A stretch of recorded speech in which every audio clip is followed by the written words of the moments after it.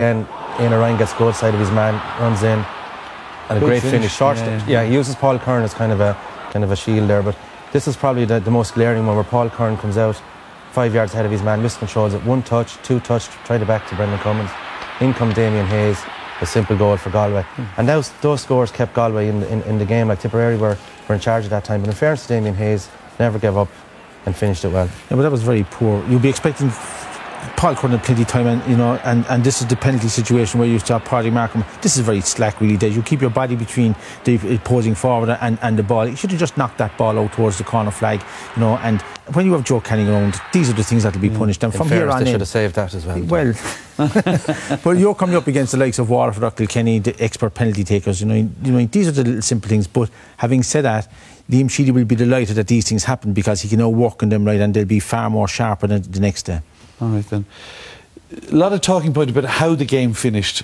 Galway on the attack, ball 12 metres out from goal, and the ref blew up.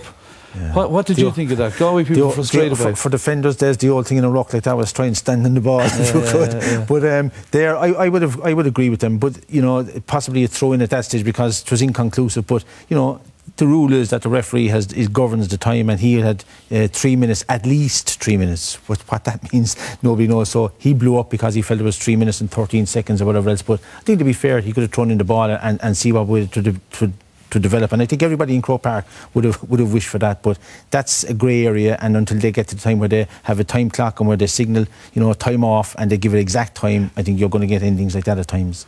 What did you think at the time, Paul? Yeah, I was disappointed actually, Des, because I was hoping the game would continue on and we'd get an equalising score maybe. But I suppose from Tipperary's point of view, it was acceptable.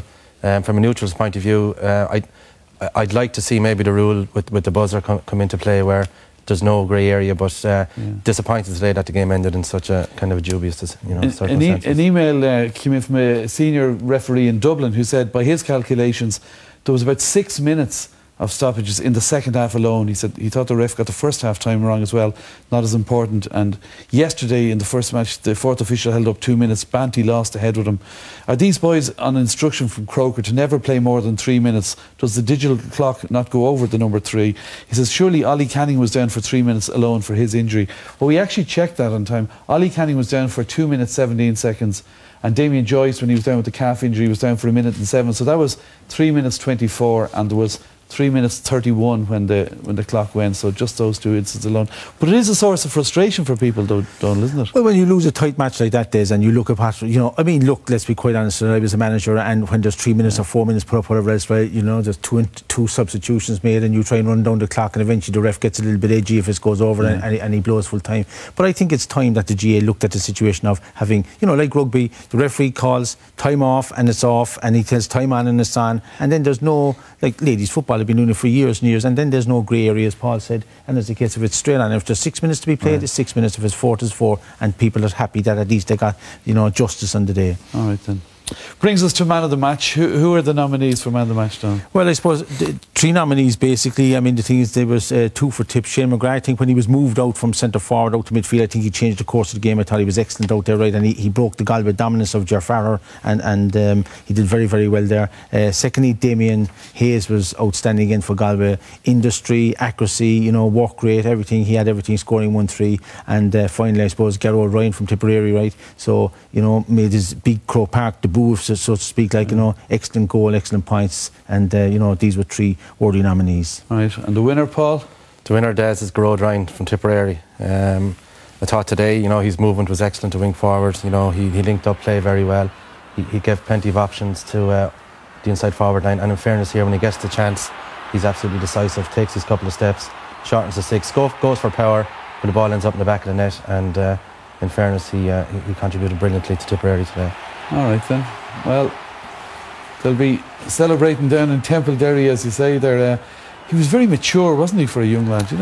Well, there was an element of luck about the goal, really. Like, but once he got it, he had only one thing in his mind, and he did the right thing. He hit it high, so that even if it hits off the keeper, you have a great chance of getting a goal. And it was, he showed, as Paul said, great maturity and got some excellent scores when Tipper under rocking a little bit. Like, so, worthy man of the match, I must say. Well, let's hear from him then. Templederry's Gerard Ryan. Barry Fitzpatrick of Guinness is here to present Gearóid with his Man of the Match award. Congratulations. Okay. Yes, congratulations, Gearóid. What is it like to play and win a game like that? It's unbelievable. Like, I suppose 5 minutes ago it didn't look too good for us, and I suppose we said plugging away, said fighting, and just lucky to come out and delighted, you know. When you were down like that, as you said, you were down the few points, the match was taken away, what was going through your head? Did you know you did have it in you to come back?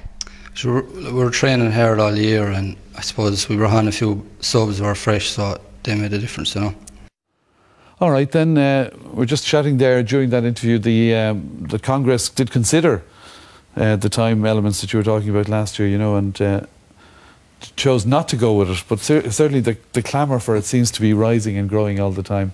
Anyway, competition time for you now. We've a great prize for you. We've teamed up with Etihad Airways, sponsor of the All-Ireland Hurling Championship, to give you the chance to bring a friend or family member living overseas home for hurling. So Etihad Airways will fly your nominated person plus a guest from any of their destinations worldwide back to Ireland in time to catch the All-Ireland Hurling final. They'll join you and a guest. Go to the match tickets, 2 nights accommodation in Top Dublin Hotel for all 4 of you. Plus there's €1,000 spending money as well.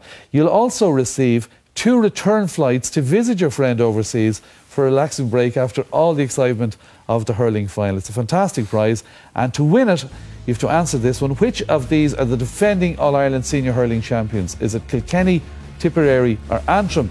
If you know the answer, call 1515 71 71 82 or text the word hurling followed by your answer and name to 57111. Viewers in Northern Ireland can also text to 57111 or call the number on screen there. You must be over 18 to enter. Full details on RTE Airtel page 193. Lines close at midday on Monday the 16th of August, and I'll be announcing the winner on our Monday evening radio programme that day. That's one not to be missed. Well, there's lots more action to come, including Cork versus Antrim and all the football qualifiers, including the wee county back at headquarters.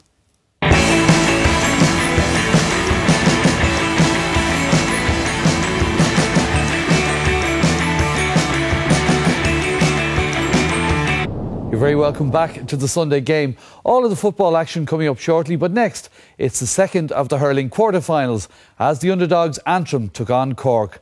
Watching this one, Pete Finnerty and Marty Morrissey.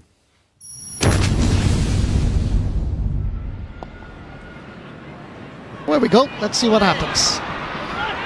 First into the attack, it's Cork, Paddy O'Sullivan having the first shot and the first score. Well, a lot of people feel that he should have been on the team before now. Form in training was good. His form on the field isn't bad either. Puck out, comes all the way down towards Ronan Curran. Laying off is Cahill Nocton, who traditionally loves to run at opposing defences. He's done well at midfield since this championship campaign started. And there's another point. Total of 7 points in 4 games, all of them from play. This is his first in the All-Ireland quarter-final.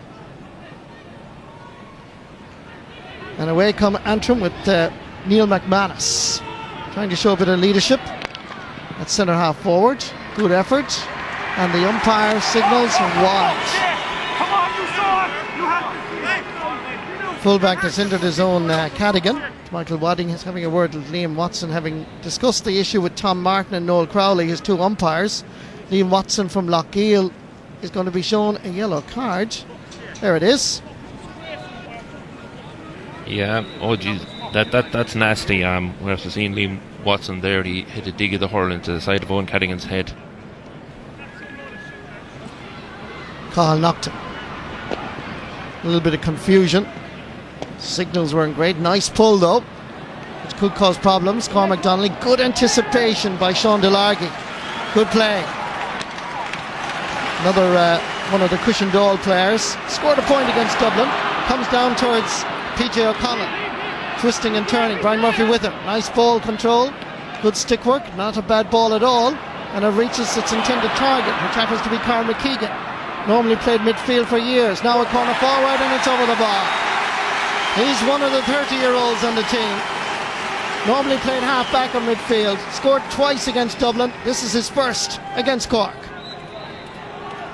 Good score. Came from your cornerback, Sean Delargy. Good cleaning up in behind his full back, and the direct ball straight down. Took the opportunity and they got it.